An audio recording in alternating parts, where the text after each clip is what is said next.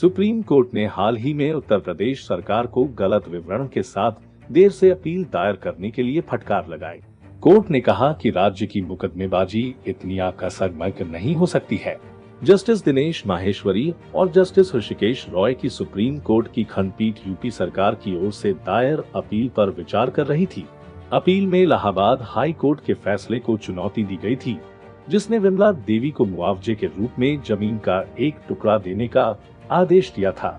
चूंकि राज्य का आवेदन 3 साल 2 महीने के लिए समय बाधित था, इसलिए देरी की माफी के लिए शीर्ष अदालत के समक्ष एक आवेदन दायर किया गया था।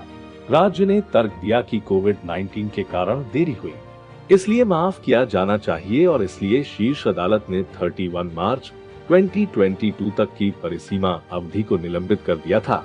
बेंच संतुष्ट नहीं हुई। पीठ ने कहा, महामारी की स्थिति इस कारण से निराधार है कि हाई कोर्ट द्वारा आदेश पारित करने की तारीख और उसके कम से कम 7 महीने बाद ऐसी कोई स्थिति मौजूद नहीं थी।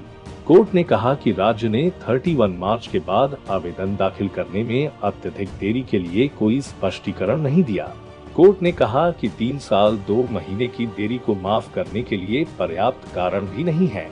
इसके साथ कोर्ट ने आगे कहा कि फैसले की तारीख और राज्य की अपील में बताए गए विवरण वर्तमान मामले से संबंधित नहीं है। कोर्ट ने कहा, यह नोटिस करना भी परेशान करने वाला है कि इस अदालत के समक्ष आवेदन आकस्मिक तरीके से दायर किया गया है, जैसा कि पूर्वोक्त निष्कर्षण के पैरा 6 से देखा जा सकता है, जहां फैसले की तारीख और अपील का विवरण वर्तमान मामले का नहीं है।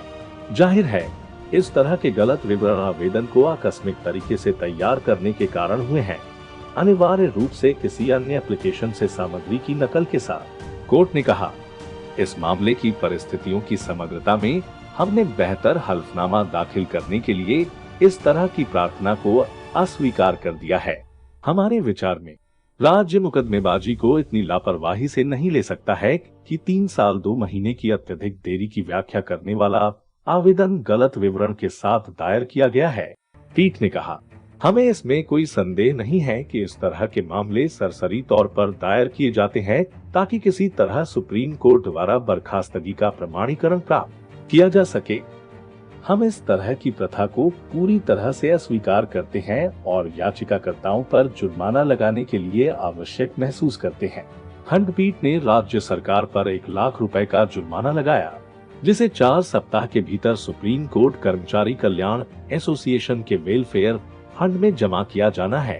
कोर्ट ने पर्याप्त कारण और किसी भी औचित्य के बिना देरी से याचिका दायर करने के लिए जिम्मेदार व्यक्तियों अधिकारियों से जुर्माना राशि वसूल करने के लिए राज्य को खुला छोड़ दिया।